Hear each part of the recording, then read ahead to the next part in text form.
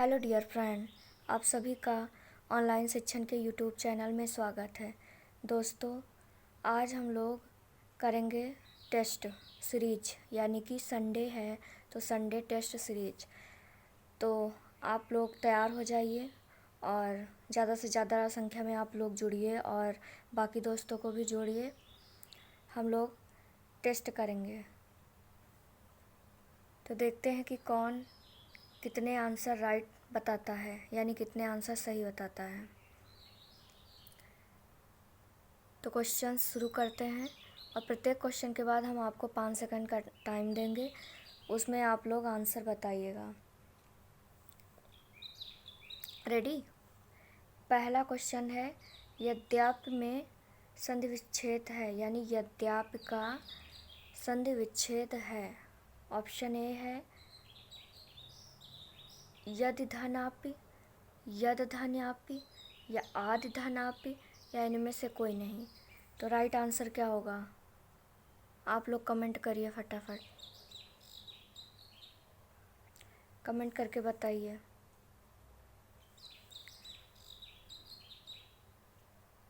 तो दोस्तों, इसका राइट आंसर हो जाएगा ऑप्शन ए, यदि धन अपि। नेक्स्ट क्वेश्चन देखते हैं, तथैव में कौन सी संधि होगी, यानी जो तथैव है, तथैव में कौन सी संधि होगी? ऑप्शन ए है वृद्धि संधि, ऑप्शन बी दीर्घ संधि, ऑप्शन सी गुण संधि, ऑप्शन डी अयाधि संधि। तो कौन सी संधि होगी? फटाफट आप लोग कमेंट करिए। दोस्तों, जहाँ पर भी दो मात्रा दिख जाए तो कौन सी संधि होगी? वृद्धि संधि होगी। आज का तीसरा क्वेश्चन देखते हैं, इको यड़च में जो है ये किस संधि का सूत्र है? यानी हम लोगों ने संस्कृत में पढ़ा था ना कि संधियाँ कितने टाइप की होती हैं। तो पढ़ा था कि संधि के 3 भेद होते हैं, जिसमें से स्वर संधि के भी 5 भेद होते हैं, बाकी संधियों के भी भेद होते हैं, यानी व्यंजन संधि और विसर्ग संधि। तो उसी में पूछा गया है कि इको यड़च जो है ये किस संधि का सूत्र है। तो प्रत्येक संधि का सूत्र होता था, तो उसमें ये पूछा गया है इसमें क्वेश्चन में कि इको यड़च किस संधि का सूत्र है। तो पहला जो ऑप्शन ए है गुण संधि, बी है यड़ संधि, सी है अयाधि संधि, डी है व्यंजन संधि। तो राइट आंसर क्या हो जाएगा? यड़ संधि, option number B. Next question है, आद गुणा किस संधि का सूत्र है? विसर्ग संधि का है कि गुण संधि का है कि दीर्घ संधि का है? कि दोस्तों यहाँ 2 बार लिख गया है, यहाँ पर दीर्घ संधि 2 बार लिख गया है, तो यहाँ पर आप लोग कर लीजिए व्यंजन संधि। तो फटाफट आप लोग बताइए कौन सी संधि का सूत्र है ये? विसर्ग संधि का है कि गुण संधि का है कि दीर्घ संधि का है या फिर व्यंजन संधि का है?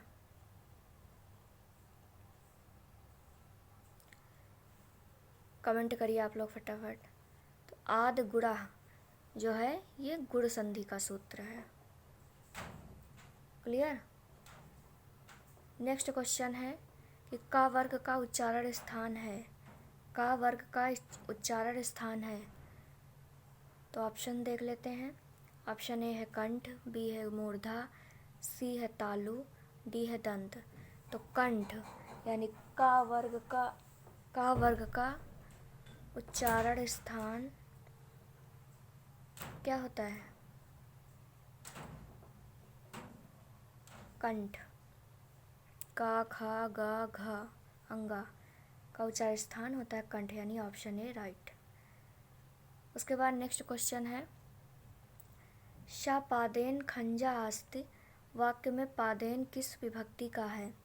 यानी सह पादेन खंजा अस्ति वाक्य में पादेन किस विभक्ति का है? तो दोस्तों, हम लोगों ने कारक विभक्तियाँ पढ़ी हैं, उनके रूल नियम। तो उसी में पूछा गया है कि ये कौन सी विभक्ति का है। यानी कि तृतीया विभक्ति का है कि चतुर्थी विभक्ति का है कि पंचमी विभक्ति का है कि सप्तमी विभक्ति का है। तो हमारा राइट आंसर हो जाएगा ऑप्शन ए, तृतीया विभक्ति यानी करण कारक। करण कारक में हम लोगों ने पढ़ा था एक सूत्र, एनांग विकारा, यानी शरीर में किसी प्रकार का भी विकार होगा जहाँ पर, वहाँ पर तृतीया विभक्ति होगी। क्लियर दोस्तों।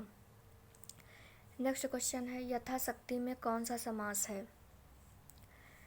तो ऑप्शन ए है अव्ययीभाव समास, बी है द्विगु समास, सी है द्वंद्व समास, डी है तत्पुरुष समास। तो कौन सा समास होगा दोस्तों। हमने आप लोगों को बताया था कि जिस भी समास में पहली बात तो दो पद होते हैं, एक पूर्व पद एक उत्तर पद। पूर्व पद जहाँ पर भी अव्यय दिख जाए या उपसर्ग दिख जाए वहाँ पर कौन सा समास होगा, अव्ययीभाव समास। तो राइट आंसर हो जाएगा अव्ययीभाव समास। और द्विगु समास में पहला पद संख्यावाची होता है। द्वंद्व समास में दोनों पद प्रधान होते हैं प्लस बीच में योजक चिन्ह होता है। या संस्कृत में चा अगर कहीं पर संधि विच्छेद किया हुआ लिखा है तो चा होगा। 8वां क्वेश्चन है संस्कृत में कारक कितने होते हैं। अभी पिछली वीडियो में हम लोगों ने पढ़ा है। ऑप्शन ए है 6, बी है 7, सी है 9, डी है 8। तो संस्कृत में कारकों की संख्या कितनी है आप लोग बताइए। दोस्तों हमने पढ़ा है कि संस्कृत में कारकों की संख्या 6 मानी गई है और हिंदी में 8 होती है। संस्कृत में कारक की संख्या 6 क्यों मानी गई, क्योंकि संबोधन को प्रथमा विभक्ति में रखा गया है और संबंध कारक को कारक नहीं माना गया। इस वजह से संस्कृत व्याकरण में 6 ही कारक होते हैं। तो ऑप्शन ए इसका राइट होता। नेक्स्ट 9 नंबर क्वेश्चन है वर्ण के भेद कितने होते हैं। ऑप्शन ए है 2, बी है 3, सी है 4, डी है 6। तो वर्ण के भेद कितने होते हैं। तो हम लोगों ने फर्स्ट चैप्टर में पढ़ रखा है कि वर्ण के 2 भेद होते हैं। पहला स्वर, दूसरा व्यंजन। ये हमारे वर्ण के भेद होते हैं। तो ऑप्शन ए बिल्कुल राइट होगा। का सही रूप है, यानी इसमें पूछा गया है जो का है, का सही रूप क्या है। यहाँ ये का हलंत का प्लस आ या का हलंत का प्लस आ भी हलंत का। सी में का हलंत का या फिर प्लस इया या जा हलंत का प्लस इया। तो इसमें का सही जो रूप है वो क्या होगा, यानी का किन शब्दों से मिलकर बना है। तो का जो है हमारा वो आधा का प्लस आ से मिलकर हमारा का बना है। तो ऑप्शन ए बिल्कुल राइट हो जाएगा। ये तो बिल्कुल ही रॉन्ग हो जाएगा क्योंकि स्वर में हलंत लगता ही नहीं। जो व्यंजन होते हैं वो स्वर की सहायता से बोले जाते हैं और जो स्वर होते हैं वो स्वतंत्र होते हैं। नेक्स्ट क्वेश्चन है ग्रामम अभिता वनम अस्ति। ग्रामम अभिता वनम अस्ति में ग्रामम में कौन सी विभक्ति है, यानी इसमें पूछा गया है कि ग्रामम अभिता वनम अस्ति जो है इसमें ग्रामम में कौन सी विभक्ति है। द्वितीया विभक्ति है कि तृतीया विभक्ति है कि चतुर्थी विभक्ति है कि पंचमी विभक्ति है। तो हमारा राइट आंसर क्या हो जाएगा, कमेंट करिए आप लोग फटाफट। तो इसका राइट आंसर क्या हो जाएगा। ऑप्शन ए है द्वितीया विभक्ति, बी है तृतीया विभक्ति, सी है चतुर्थी विभक्ति, डी है पंचमी विभक्ति। तो इसमें राइट आंसर क्या हो जाएगा। तो राइट आंसर इसमें होगा ऑप्शन ए, यानी तृतीया विभक्ति कर्म कारक होगा। इसमें कहा गया है कि जहाँ पर अभिता परिता समया निकषा हा प्रतियोगे अपि, यानी एक सूत्र है कि अभिता परिता समया निकषा हा प्रतियोगे अपि, जहाँ पर होगा वहाँ पर द्वितीय विभक्ति होगा। यानी चारों ओर, चारों तरफ और निकट जैसे शब्द जहाँ पर होंगे वहाँ पर हमारा जो है द्वितीय विभक्ति होगा। नेक्स्ट क्वेश्चन आज का देखते हैं। नेक्स्ट क्वेश्चन आज का 12 नंबर क्वेश्चन है, यद्यपि इत्यादि पितृज्ञा में कौन सी संधि है? ऑप्शन ए है यड़ संधि, बी है गुण संधि, सी है अयादि संधि, डी है वृद्धि संधि। यानी यद्यपि इत्यादि पितृज्ञा में कौन सी संधि होगी? तो ऑप्शन है आपके सामने 4 और आप लोग कमेंट करिए फटाफट कि इसमें कौन सी संधि होगी हमारी। क्या दोस्तों इसमें गुण संधि होगी? गुण तो बिल्कुल ही नहीं होगी। वृद्धि संधि होगी? वृद्धि भी नहीं होगी, कहीं पर आय की मात्रा दिख ही नहीं रही है। अयादि संधि होगी? अयादि में कहीं भी औ, आओ या आय जैसा कुछ दिख ही नहीं रहा है, तो यहाँ पर यड़ संधि होगी।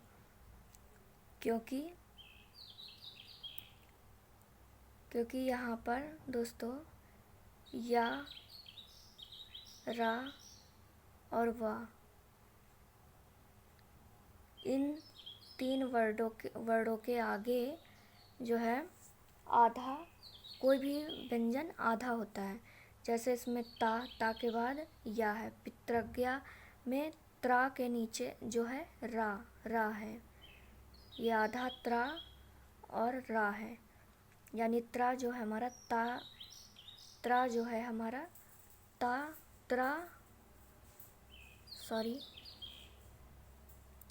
त्रा जो है वो हमारा ता धन रा से मिलकर बनता है। इस वजह से आधा ता रा मिलकर क्या होता है, ये त्रा। तो इसमें भी है यद्यपि में द्या जो है हमारा वो दा धन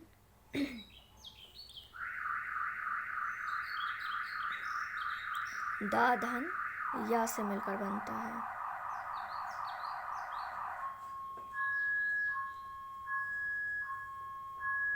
इस वजह से यहाँ पर यड़ संधि राइट आंसर हो जाएगा। नेक्स्ट क्वेश्चन है, पंचवटी, त्रिलोकी, नवरात्रम और चतुर्मुखा में कौन सा समास है? ऑप्शन ए है द्वंद्व समास, बी है द्विगु समास, सी है अव्ययीभाव समास, डी है तत्पुरुष समास।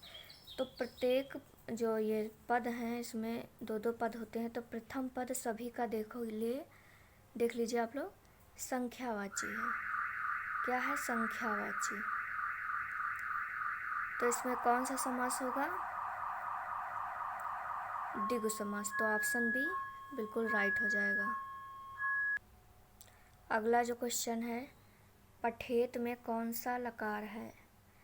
लट लकार है, विधिलिंग है, लोट लकार है कि लिट लकार है? तो इसमें ऑप्शन कौन सा राइट हो जाएगा? ऑप्शन क्या लट लकार है वर्तमान काल? नहीं, इसमें विधिलिंग है, यानी चाहिए कि योग में है पठेत। Option B right. 15 नंबर जो क्वेश्चन है, ली का उच्चारण स्थान है, कंठ तालु है, कंठ है, तालव्य है, दंतोष्ठ है। तो जो ली है इसका उच्चारण स्थान है दंतोष्ठ। तो ऑप्शन डी राइट हो जाएगा। री का उच्चारण स्थान पूछा है। री का उच्चारण स्थान दंत है, कंठ है, मूर्धा है, तालु है। तो री का जो उच्चारण स्थान है वो मूर्धा होगा। चोर भयम में समास है, यानी चोर से भय में समास है। कारक चिन्ह का लोप हुआ है से। अपादान कारक चिन्ह का लोप हुआ यानी पंचमी विभक्ति। तो इसमें कौन सा समास होगा? तत्पुरुष समास, कर्मधारय समास, द्विगु समास, द्वंद्व समास। तो इसमें राइट आंसर हो जाएगा तत्पुरुष समास। नेक्स्ट आज का 18 नंबर क्वेश्चन है, संधि के भेद होते हैं, 5 होते हैं, 4 होते हैं, 3 होते हैं कि 2 होते हैं। तो हम लोगों ने पढ़ रखा है कि संधि के 3 भेद होते हैं। कौन कौन से? पहला स्वर संधि, दूसरा व्यंजन संधि, और तीसरा क्या था? विसर्ग संधि। विसर्ग संधि। तो ये हमारे 3 संधि के भेद हैं। 19 नंबर आज का क्वेश्चन है कि हरि हरों में कौन सा समास है, यानी हरि हरों में कौन सा समास है? द्विगु समास है, द्वंद्व समास है, अव्ययीभाव समास है या कर्मधारय समास है? तो हरि हरों दोस्तों 2 बार आया है, हरि हरों, तो इसमें कौन सा समास होगा? द्वंद्व समास। बी ऑप्शन बिल्कुल राइट होगा।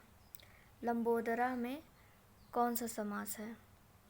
लंबा है उदर जिसका, लंबोदरा में कौन सा समास है? बहुब्रीहि समास, द्विगु समास, तत्पुरुष समास या द्वंद्व समास? तो लंबा है उदर जिसका मतलब गणेश भगवान। तो इसमें ऑप्शन ए बिल्कुल राइट हो जाएगा, बहुब्रीहि समास। नेक्स्ट आज का 21 नंबर क्वेश्चन है, बालक का चतुर्थ विभक्ति में प्रथम वचन में रूप होगा। दोस्तों हम लोगों ने बालक के शब्द रूप सीखे हैं ना, जिसमें बालका, बालको, बालका, बालकम, बालको, बालका, बालकेन, बालकभ्याम, बालकेभ्य, बालकाय, बालकभ्याम, बालकेभ्य, बालकात, बालकभ्याम, बालकेभ्य, बालकेषु, बालकभ्याम, बालकेभ्य। तो इस तरीके से हम लोगों ने शब्द रूप पढ़े हैं। तो इसमें पूछ रहा है कि बालक का चतुर्थी विभक्ति में प्रथम वचन, यानी 3 वचन होते हैं ना, प्रथम वचन मतलब एक वचन, द्विवचन, बहुवचन। तो इस तरीके से पूछा, इसमें प्रथम वचन में रूप होगा, क्या बालकाय होगा कि बालकेषु होगा कि बालकेन होगा, कि इनमें से कोई नहीं? तो दोस्तों बालकाय जो है ये हमारा चतुर्थी विभक्ति का प्रथम वचन का है, बालकेषु जो है यह सप्तमी विभक्ति का प्रथम वचन है, और जो प्रथम वचन यानी एक वचन, और बालकेन जो है ये हमारा तृतीय विभक्ति का एक वचन का शब्द रूप है। तो इसमें ऑप्शन ए राइट हो जाएगा, बालकाय। फिर नेक्स्ट क्वेश्चन है 22 नंबर क्वेश्चन कि टा वर्ग का उच्चारण स्थान होता है, यानी टा वर्ग का उच्चारण स्थान है। तो क्या है? मूर्धा है कि दंत है कि तालव्य है कि कंठ है? तो दोस्तों जो तालव्य है ये हमारा चा वर्ग का उच्चारण स्थान है, कंठ जो है ये का वर्ग का उच्चारण स्थान है, और ये दंत जो है ये ता वर्ग का उच्चारण स्थान है, और मूर्धा जो है ये टा वर्ग का उच्चारण स्थान है। तो इसमें राइट आंसर ऑप्शन ए हो जाएगा। हा का उच्चारण स्थान है, हा दोस्तों हा हमारा कौन सा व्यंजन है? तो हा हमारा ऊष्म व्यंजन है, ऊष्म व्यंजन। ऊष्म व्यंजन की संख्या कितनी होती है? 4 होती है, शा, शा और शा, हा। तो दोस्तों ये सा जो होता है ये दंती सा होता है, ये तालव्य सा होता है, ये मूर्धा सा होता है, और हा का उच्चारण स्थान कंठ होता है। तो इसमें ऑप्शन ए राइट हो जाएगा, कंठ। फिर 24 नंबर क्वेश्चन है, द्वितीय विभक्ति का चिन्ह होता है, कारक 6 होते हैं, हम लोगों ने पढ़ा है। इसमें पूछा गया है द्वितीय विभक्ति का चिन्ह है, यानी क्या कर्ता है कि कर्म है कि करण है कि संप्रदान है? तो द्वितीय विभक्ति का चिन्ह हमारा है कर्म, कर्म को। ओके दोस्तों, क्लियर? कर्म को हमारा जो है द्वितीय विभक्ति का चिन्ह है। नेक्स्ट क्वेश्चन है, करण कारक का चिन्ह है, करण कारक का चिन्ह है, ने है कि को है कि से के द्वारा है या से पृथक वाला है? तो जो प्रथमा विभक्ति का होता है वो कर्ता नहीं होता, द्वितीय विभक्ति का होता है कर्म को। करण यानी से द्वारा या के द्वारा जो साधन की बात होती है, इसमें दान या भेंट देने की बात होती है। से पृथक यानी इसमें डर के कारण अलगाव होता है, या कहीं जाने आने के कारण अलगाव होता है। तो ऐसी चीज़ों में अपादान कारक पंचमी विभक्ति से पृथक वाला होता है। तो इसमें राइट आंसर हो जाएगा ऑप्शन सी, से के द्वारा। 26 नंबर क्वेश्चन है हमारा, वंश, अंश, अंग, हंस में जो बिंदु लगा है उसे क्या कहते हैं? क्या विसर्ग है, या अनुस्वार है, या अनुनासिक है, या हलंत है? तो विसर्ग तो हमारा दोस्तों ऐसे लगता है, अनुस्वार में अंग की बिंदी लगती है ऐसे, और हलंत हमारा ऐसे लगता है। अनुनासिक हमारे वर्ण होते हैं जो प्रत्येक वर्ग जो होता है हमारा, प्रत्येक वर्ग, का वर्ग, चा वर्ग, टा वर्ग, ता वर्ग, पा वर्ग, उसका जो पंचम अक्षर होता है, यानी इया, अंगा, मा, ऐसे, तो वो हमारे अनुनासिक वर्ण होते हैं। तो इसमें राइट आंसर हमारा क्या हो जाएगा? तो इसमें हमारा अनुस्वार लगा हुआ है, तो अनुस्वार हमारा राइट आंसर हो जाएगा ऑप्शन बी। नेक्स्ट क्वेश्चन है, वर्णों के समूह को क्या कहते हैं? यानी इसमें कहा गया है कि वर्णों के समूह को क्या कहते हैं? क्या वर्णमाला कहते हैं, कि अंतस्थ व्यंजन कहते हैं, कि ऊष्म व्यंजन कहते हैं, कि संयुक्त व्यंजन कहते हैं? तो वर्णों के व्यवस्थित समूह को वर्णमाला कहते हैं। आज का आखिरी क्वेश्चन है कि वृक्षात पत्राण पतंत में वृक्षात पद में कारक है, यानी कि वृक्षात में कौन सा कारक है? वृक्ष से पत्ते गिरते हैं, अपादान कारक है, करण कारक है, संप्रदान है, संबंध है, कौन सा कारक है? तो अलगाव की स्थिति है इसमें, यानी वृक्ष जो है, पेड़ है, उससे पत्ते गिर रहे हैं, तो पत्ते पेड़ से अलग हो रहे हैं, तो इसमें कौन सा कारक हो जाएगा? तो राइट आंसर आप लोगों का पंचमी विभक्ति अपादान कारक से चिन्ह, इसमें आप लोगों का राइट आंसर हो जाएगा। ओके दोस्तों, क्लियर? दोस्तों एक क्वेश्चन आप लोगों के लिए है, एचोंग